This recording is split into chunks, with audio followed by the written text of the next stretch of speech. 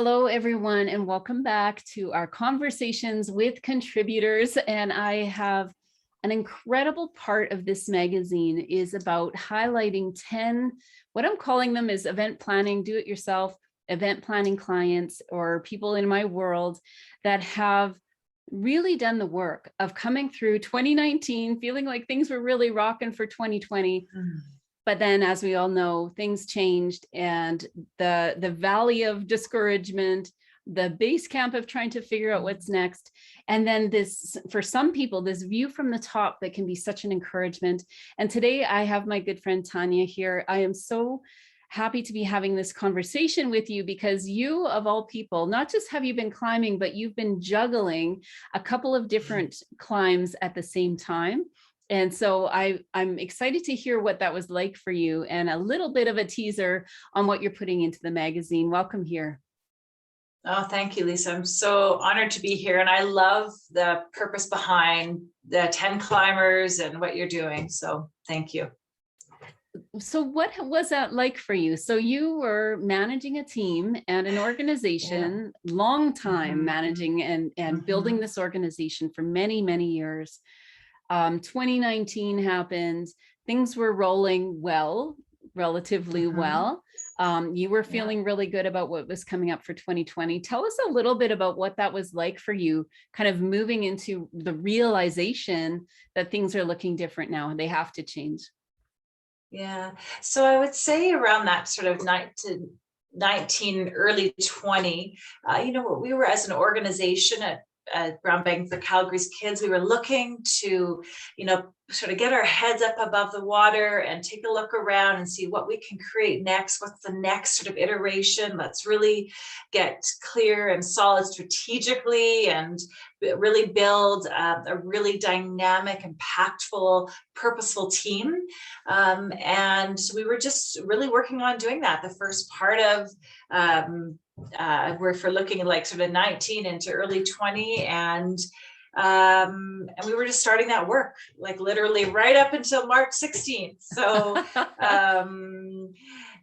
just right up to pre-COVID, that was our focus, is really just let's take a look around and see what we can do, what the next iteration of Brown Bagging for Calgary's Kids will look like. Right. And so did you find that you had to make either a shift or, people were using the word pivot, which I've now pivoted away from because I've heard that so much. What does it mean? But did you find that when the middle of March kind of came and there was that realization that it couldn't happen the way you maybe were planning or anticipating for it to happen, what was going on for your team at the time? How were you leading your team through that first period of what COVID turned out to be? Well, if we talk about it, what Brown Bagging does in terms of the event. So our event is that it is making people coming together, making lunches, thousands of lunches for kids who would otherwise go hungry. And so we had all these people together to do these, run our downtown kitchen and kitchens all over the city. And when we had to stop doing that in March, we had to, I won't say the P word, but we had to adapt and we had to be flexible because there were still hungry kids, but we couldn't have any events of people coming together, volunteers coming together to make lunches. So we completely on a dime changed the organization and started to reach out to our kids and through their families and their teachers with the grocery gift cards. So completely changing what we were doing in that way. And then for the team, as so many people, is we were all now virtual from a team that we were all in a beautiful older office building and heritage building downtown Calgary. Now we were all in our home offices and could not have those, water cooler bumping in the hallway meetings and conversations. And we are big team builders, and we do coffees and lunches and together and invite funders and stakeholders and volunteers to come in person, have those kinds of events. And that stopped. So then we became a virtual team and had to still create impact and connection through that way. Well, and you say in your article that you submitted, you say that what did you do to start climbing? And you said you refocused on purpose. How does that look like for you personally? And how do you how do you do that in the middle of a crisis, really, because you wanted to continue the work. It was important for you to continue feeding children and supporting families. What was refocusing on the purpose really like for you at that time, during that time? Yeah. So what I know and have learned through my time as a leader is in these times when these, and it's actually in the struggles and it's also in the times to thrive, is giving people that opportunity to focus on something when everything else is chaos. So the purpose for the team was, we're here to feed hungry kids. So that's what we're doing. So let's focus on that. And then that helps us to kind of ground us and anchor us as something bigger than ourselves to get the work done. So to innovate, get creative, get resourceful, to still do that work. And then same when we were focused on like the team, what are they here to do? And what is that personal piece? And then even encouraging tapping into your own personal purpose. When we all had those dark, tough days through COVID, the beginning stages of COVID, that just fear and anxiety at unprecedented times and the unknown and uncertainty. So even for personal purpose is just staying really true to what that is for you. Because that's the only thing you can control in those times. You can't control anything else, as we know. And so it's so true, right? You can't. So really just aligning that for the organization, aligning that for the people in this, we're not just an institution or an organization, but for the individuals and the people, to truly care for them, get them grounded to their own purpose, to do their work, and honoring all the emotions that came with that. And then, and I would say even personally for me, it was definitely a time of reflection about what matters to me, what my purpose is, and just continually, I like journaling. So journaling, meditating, walking, running, out kayaking, whatever it is, just really kind of reflecting on living my life to that purpose, when there was so much unknown out there. Yeah. And many teams that are facing not just a shift in what their tasks will be or what their job is, or sort of where are they now plugging in, because people were changing sort of what their job actually looked like in many cases. To be able to walk with a team in that and through that, and you as part of a team, you were leading the team, but you were also part of the team, hearing that the personal purpose mattered as much as your organizational purpose. And I would guess that the team now, kind of facing now 2022, probably having done that work, probably feel more equipped and more ready for what 2022 would be looking like for them. Have you found that in the team?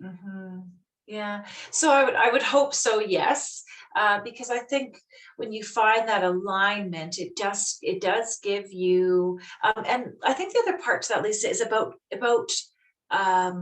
caring and connection in that time, right? So having that purpose, but you also really need to do some genuine connection and caring for people during those tougher times. And when you have that space, then that purpose and those pieces can come together.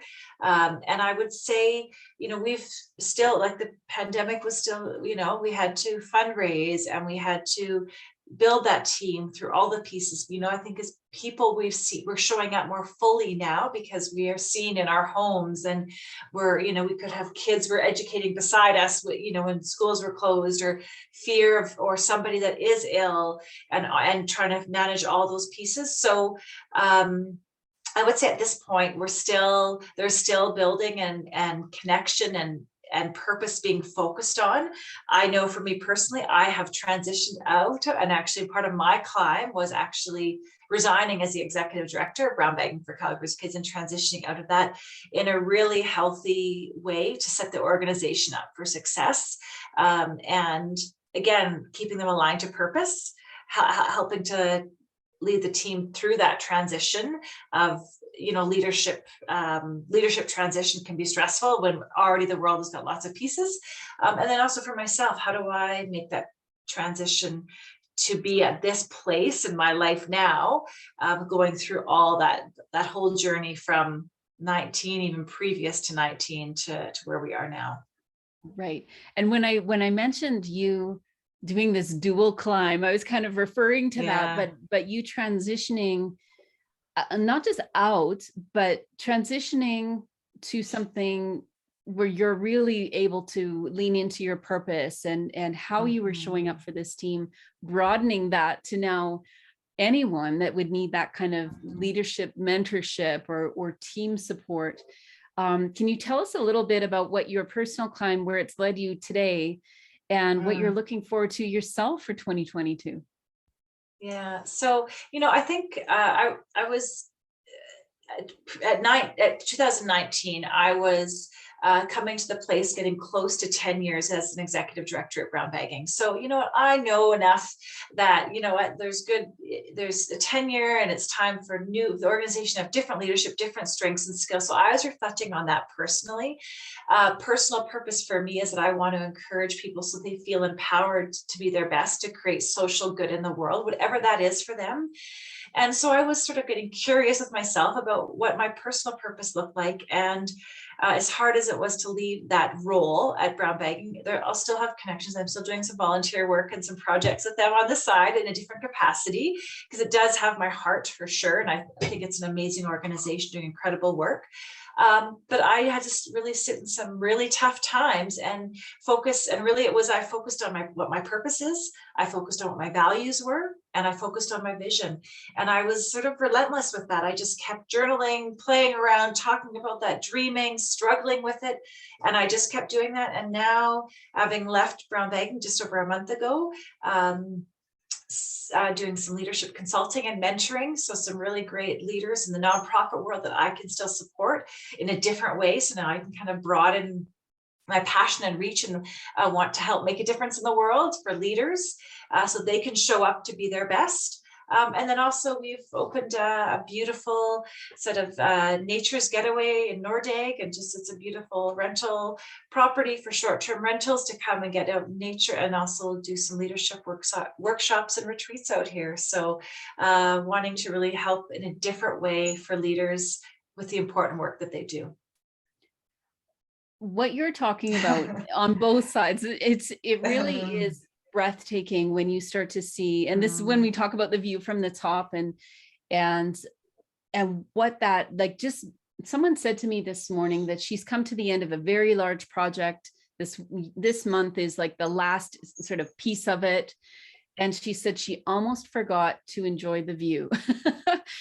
And what a beautiful thing when you're just describing the transition and where Brown Bagging is now, where that team is looking forward, to what's next. And for you personally, there are many, many people in our circle that are trying to reinvent themselves, trying to really exactly what you were doing, that journaling, the Yeah. reflection, the time it takes to understand more about ourselves and what not just makes us tick, but where do we apply that? Where do we put that into motion and into the world that it can make a difference? And what you're describing just gives me chills, because I think a lot of people that I work with, or people that I've even in our events industry, have had to readjust and recommit almost to the work.